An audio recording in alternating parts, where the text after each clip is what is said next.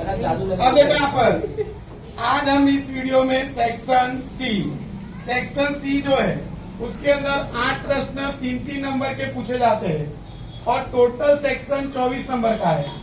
अब इसके अंदर अगर हम प्लानिंग से काम करें तो अच्छे नंबर ला सकते हैं। सेक्शन सी के अंदर हमको चैप्टर नंबर 1, 3, 7, 8, 9, 10, 12 और 14 इन 8 चैप्टरों में से 8 प्रश्न पूछे जाते हैं। 8 चैप्टरों में से 8 प्रश्न पूछे जाते हैं। अब पहले चैप्टर में से हमको देखो इतने प्रश्न आते हो तो हम प्रश्न अटेंड कर सकते हैं। एक तो अभिक्रियाओं का प्रकार,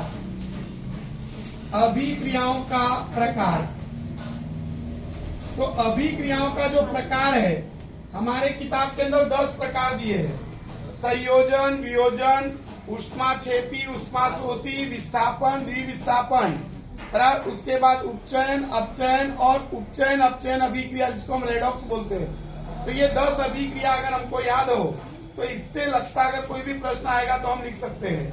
दूसरा हमको आना चाहिए विकृत गंधिता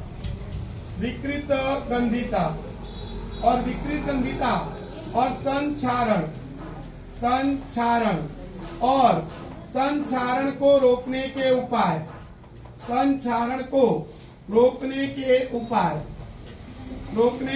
उपाय।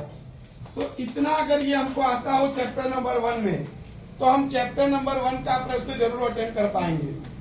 अब प्रश्न नंबर देखो यहाँ पर जो दूसरा प्रश्न आता है वो चैप्टर नंबर 3 से आता है।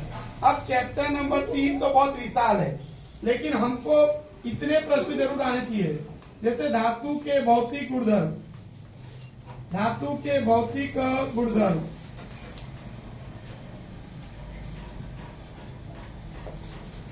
पहला। दूसरा प्रश्न हमको आना चाहिए मिश्र धातु और 3 मिश्र धातु के नाम और उनके घटक और उनके गुणधर्म, ऐसा आपको पूछेगा। मिश्र धातु किसे कहते हैं, किसी 3 मिश्र धातु के नाम, घटक और गुणधर्म। और एक पूछेगा कि धातु के परिष्करण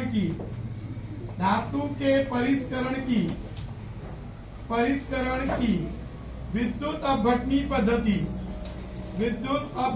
पद्धति अथवा कभी कभी ऐसा भी पूछ सकता है धातु की सक्रियता श्रेणी पर आधारित प्रश्न भी पूछ सकता है कि भाई मध्य में रही धातु, शीर्ष में रही धातु अथवा निम्न क्रियाशील धातु का निष्कर्षण समझाइए। पर सबसे ज्यादा मेरे हिसाब से तीसरे चैप्टर में धातु के भौतिक गुणधर्म, मिश्र धातु और 3 मिश्र धातु के नाम, घटक और उसके गुणधर्म और धातु के परिष्करण की विद्युत अपघटनी पद्धति, ये इसके मोस्ट प्रश्न है, पूछे जाने चाहिए। 7वें चैप्टर में अगर हमको देखा जाए तो 2 बहुत मोस्ट आईएमपी प्रश्न है। एक है तंत्रिका कोशिका की रचना और उसके कार्य, तंत्रिका कोशिका की रचना और उसके कार्य। और एक आएगा मानव मस्तिष्क के विभिन्न भागों के कार्य।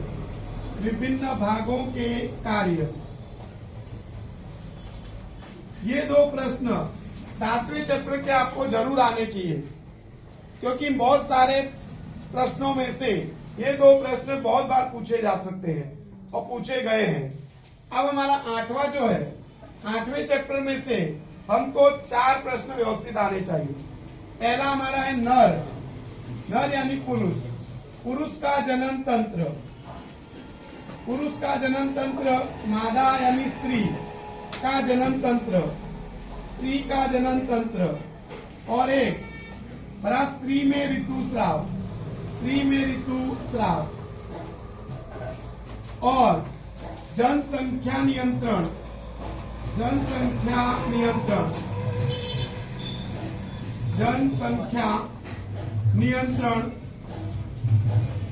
जनसंख्या नियंत्रण की पद्धतियां और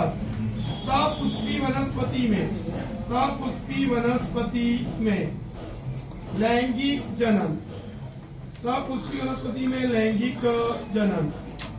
तो ये इतने प्रश्न अगर हम कर लेते हैं तो भी हमको चैप्टर नंबर 8 का प्रश्न हम अटेंड कर पाएंगे। 9वें चैप्टर में मनुष्य में लिंग निर्धारण, मनुष्य में लिंग निर्धारण, मनुष्य के अंदर लिंग निर्धारण। दूसरा है जंगली गोभी का विकास, जंगली गोभी का विकास, तो जंगली गोभी का विकास। फिर आता हमारा समजात और समरूप अंग, समजात और समरूप अंग, समजात और समरूप अंग, और उपार्जित, उपार्जित और आनुवंशिक, आनुवंशिक लक्षण, और एक जीवाश्म वाला प्रश्न जो है वो भी हमको कर लेना है। तो ये 5 प्रश्न अगर हम कर लेते हैं तो चैप्टर नंबर 9 का प्रश्न हम जरूर लिख पाएंगे। अब हमारा प्रश्न number chapter number 10, chapter number 10 में आपको एक तो प्रतिबिंब का प्रकार, प्रतिबिंब का स्थान, प्रकार और आकार, स्थान, प्रकार और आकार वाला एक प्रश्न हर बार पूछा जाता है। इसके अथवा में एक सवाल आता है, इसके अथवा में एक सवाल, वो सवाल भी हमको सीखना है। 12वें चैप्टर की बात करें तो श्रेणी क्रम, श्रेणी क्रम, पार्श्व क्रम, संयोजन के लिए, संयोजन के लिए, समतुल्य प्रतिरोध का सूत्र, समतुल्य प्रतिरोध का सूत्र, और ओम का नियम, ओम का नियम, प्रयोग द्वारा, प्रयोग द्वारा ऐसा प्रश्न पूछ सकता है। और 14वें चैप्टर में जो बहुत बड़ा सा विशाल चैप्टर है, पर उसके अंदर हमको 5 प्रश्न जरूर करने हैं। पहला है जल ऊर्जा, जल ऊर्जा यानी जल विद्युत ऊर्जा बराबर जल विद्युत संयंत्र। फिर आता है हमारा पवन ऊर्जा, जिसमें हमको पवन चक्की करनी है। फिर हमारा आता है बायोगैस, बायोगैस वाला प्रश्न। फिर उसके बाद सौर कुकर, सौर कुकर, और फिर सौर पैनल अथवा सौर सेल। ये 5 प्रश्न आपको जरूर 14वें चैप्टर में आने चाहिए। अगर इतना हमको आता हो तो हम सेक्शन सी बहुत व्यवस्थित ढंग से लिख पाएंगे और अच्छे नंबर उसमें ला पाएंगे।